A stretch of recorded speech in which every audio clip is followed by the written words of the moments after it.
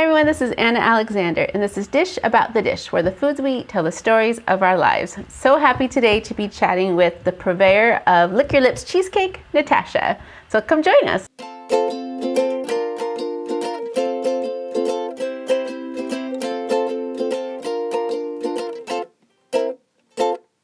So I'm going to start by asking you the, not the most important question, but the one I'm most interested in because you teased me about it, which is, what is your most memorable meal? My most memorable. There's so many different ones that it depends on the context of like the first meal with my then boyfriend, now husband. And the first meal my daughter ever made, the first meal I ever cooked for my mom, or the first meal that I ever got right. So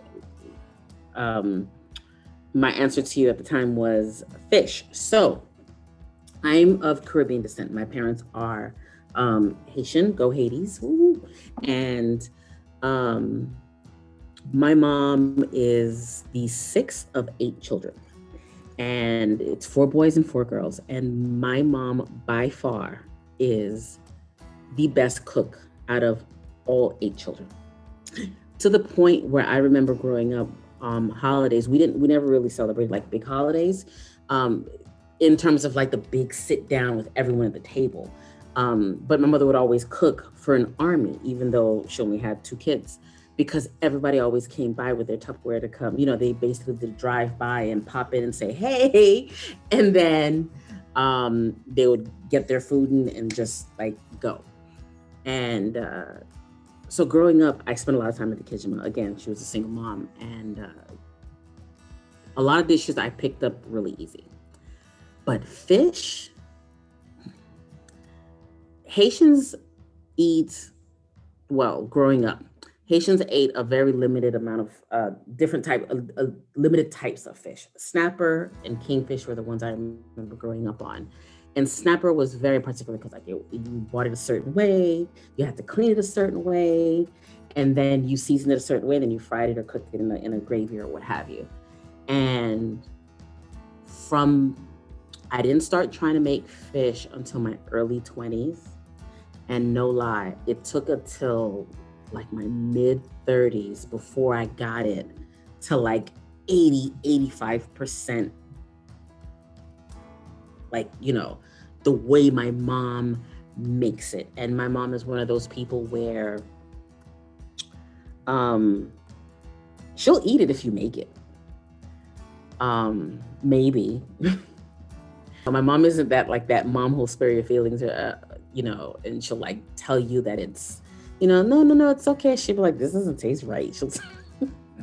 I'm flashing back. It took me a long time to get it right.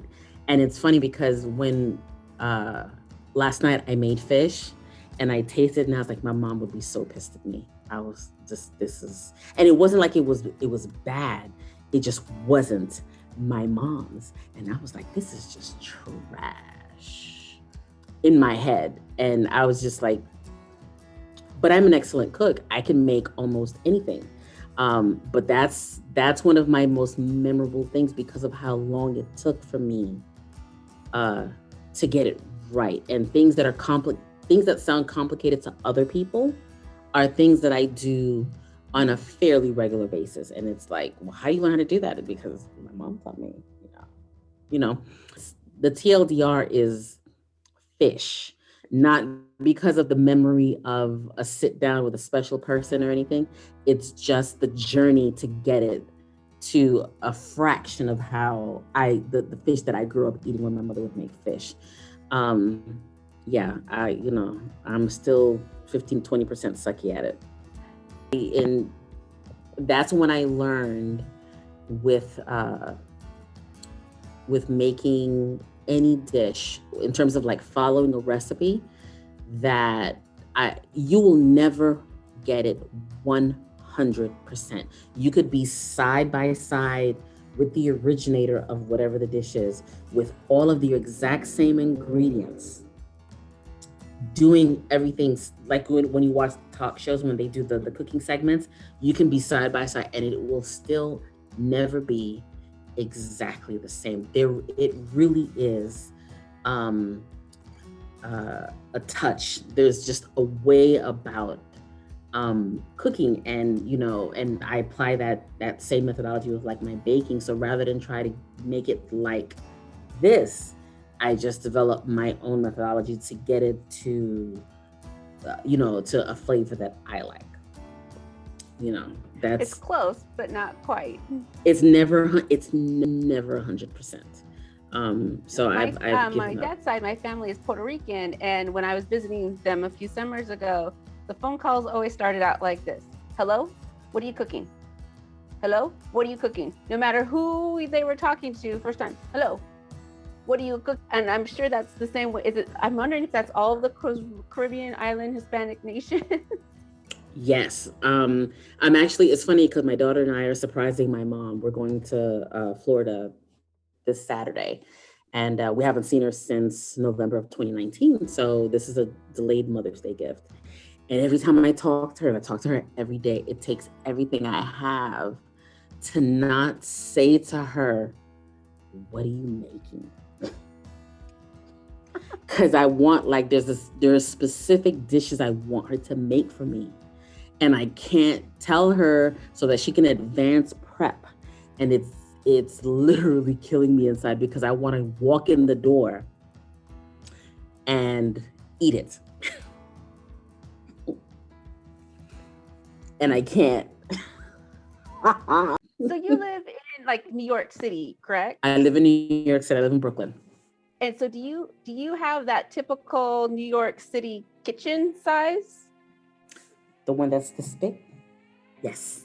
So that's what I'm always wondering about, because I see your Facebook posts of you cooking all day and you cooking big hunks of beef and stuff. So people who have smaller kitchens, what would your advice be to them to keep that, to be able to still cook and don't think, oh, I have to eat out all the time. I can cook really good quality meals here in my little tiny New York kitchen. So it's layered. Number one, it's all in the prep. So before the pandemic, and when I used to go into an office, I remember my last job, not my current job, but my last job. When I first started there, my boss was following me on Instagram, and I would come into the office. I'd be in the office like 8:30 in the morning, and she was like, "When did you make that dish?" And I was like, "This morning." And she was like, "What time do you get up?" And I was like, "Get up at 5 o'clock every day," um, because my daughter was a lot younger then, and my husband works overnight. So because of our opposite schedules, I would take my daughter to school. He would pick her up from school. So to avoid constant takeout, I would cook in the morning before I went to work. Um, or like I would make the whole meal, or I would just make like the main dish, and he would make the side, or he would buy the side, or what have you. And this way she would come home from school and have a meal, ready for her. All they have to do is reheat it, and my husband would have something to eat, and he would have food to take to work. And by the time I get home, it's just a matter of cleanup. So it's been ingrained in me, when you have a parent who is your only parent, that's what she did. So like for me, it was nothing. So, however, it does get exhausting, and there's some days when I don't want to go into the kitchen and I don't want to make like this whole meal from scratch or what have you, or because of my side hustle. Lick your lips cakes, y'all. Because of my side hustle, I'm already going to bake. So I don't want to be mixing savory and sweet together, especially when they're not complementary. So I have to do one before the other. So either I bake early in the morning and I cook when I get home, depending on the type of dish, or vice versa. So then it's prep. So I grocery shop twice a month, and I do like all my proteins, and I will dedicate a day where all I do is clean, season, portion, and freeze all my proteins. And it's portioned out for the family, unless it's something that either only I eat or my daughter has a preference for, my husband has a preference for it, and I'll do like single portions or what have you. And it's all I have a deep freezer, yeah, an upright freezer in my apartment as well as a refrigerator. So am cooking. I will take something out tonight to cook in the morning before I go to work, and then uh, the next night I'll take something else out. And I season things in such a way that you can build upon the flavor. So like I'm not locked into a curry chicken or a jerk this or a standard, Caribbean style seasoning of anything. I do like either a base seasoning or I'll do a full flavor, whatever. And there's enough of it that uh, or even I can portion out where I can, like, if I change my mind, and I want something different, I have single serving portions of other things that I can eat for myself, and I can just let the peasants eat chicken because I feel like a steak, and that's that's that. Um, or I'll do like ready made stuff. I'll make chili, or I'll do like taco seasoning, or I'll do like full on marinara prep for like just like spaghetti and meat sauce or something like that, and they're all portioned in containers. So if my husband wants pasta and my daughter wants tacos, um, they can just take a container out and they can have whatever they want. And at the end of the day, everybody leaves me alone. That sounds like a lot of planning and discipline. Discipline, that's the hard thing, is to keep that routine going again and again. So you brought up something that I was going to ask you about, which is Lick Your Lips cheesecake, which is how I first met Yes. you. How did Yes. and you have it interesting where it's the cheesecake in the jar. It's not just cheesecake. So how did you come about that whole I fell into it by accident. So I used to make cakes, and I would make cakes for like birthdays or office things, things of that nature, my friends. And I worked at a racetrack. So like if you ever heard like the Triple Crown, I used to work for the last leg of the Triple Crown, and that's New York Racing Association where they have the Belmont Stakes. And I used to bring baked goods into the office, and one of the ladies in the office gave me her mother's recipe for cheesecake, and it was a little handwritten thing. She copied it and everything. Very, she was super old school. Um, Gave me the copy, and I had it saved for like 6 months. I never touched it.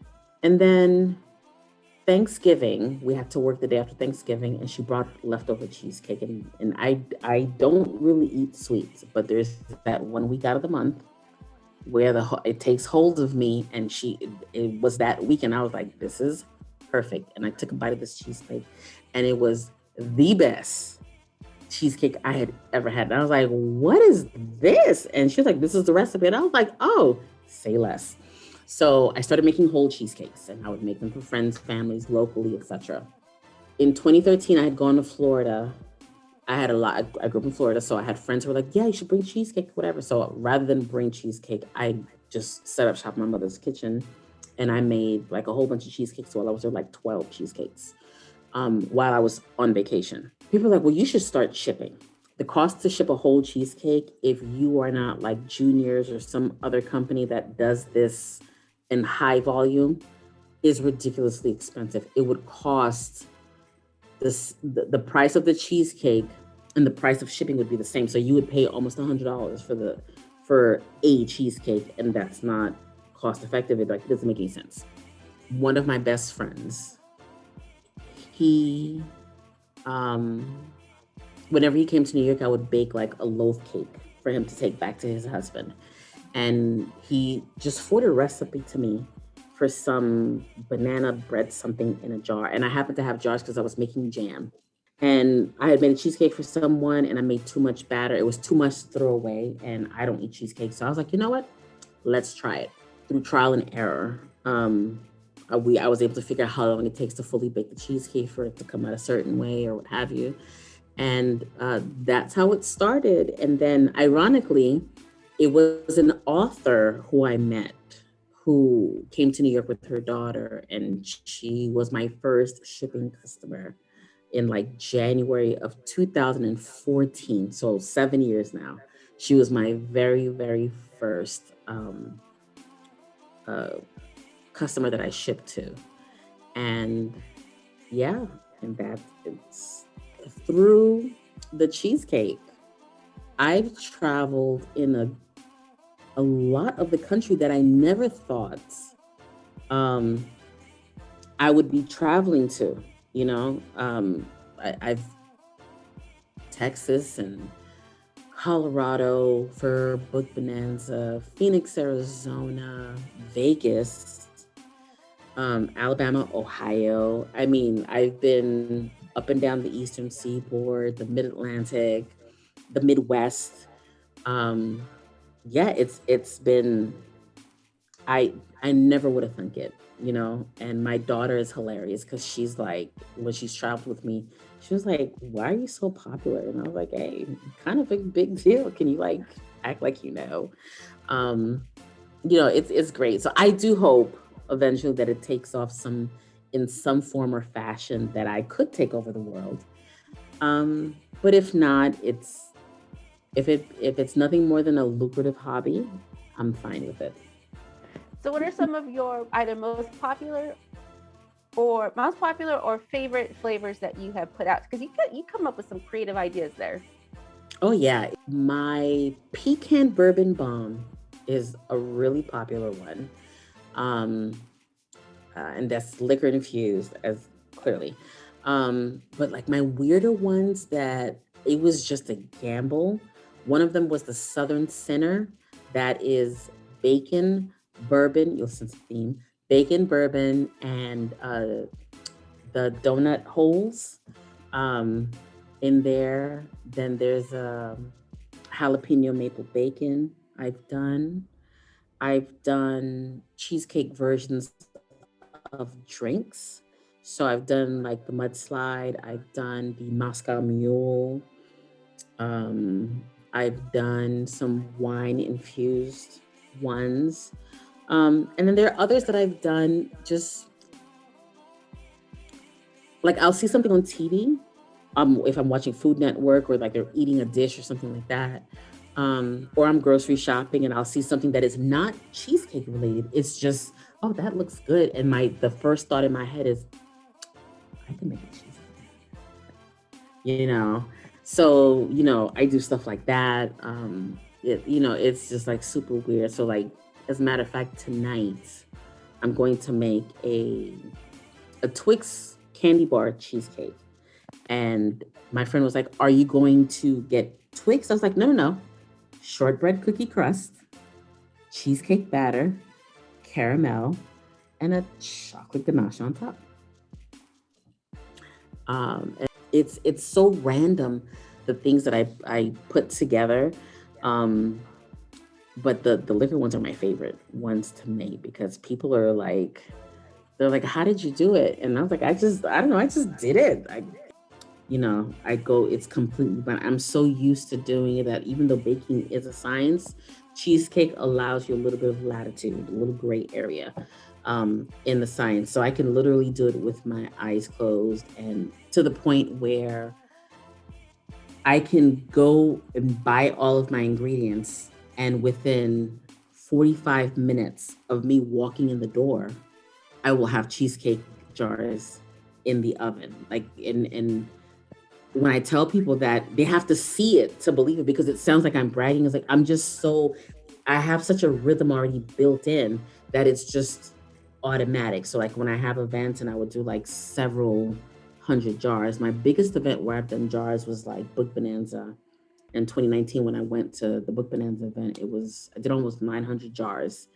and I had most of them baked within I paced myself because clear I have a full time job and a family and all that other things, and I like sleep and stuff.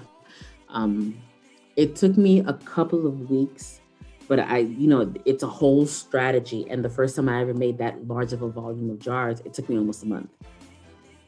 So to go from almost a month of baking every day, every day, every day, every day, every day, I can now do it in such a way where I can do. So I'll do 100 today, and I'll do, and I always, and my husband always knows when the big jobs come in because he'll walk into the kitchen and he'll see like all spreadsheets taped to the cabinets, And then it's like this flavor, this quantity, this flavor, this quantity, and you'll see all of the Sharpie marks. So I can see, like uh, what I've done and what I do. Um, and then he knows at that point that his wife is not cooking anything, and just asks what we want for takeout. 'Cause I want to again thank Natacha for joining us today, especially during a busy production day. I can't believe ever making 900 cheesecakes at once. I can't imagine making 900 of anything at once. Holy cow. Whew. But if you want to check her out, her links to everything is down below in the description, as well as the like and subscribe button.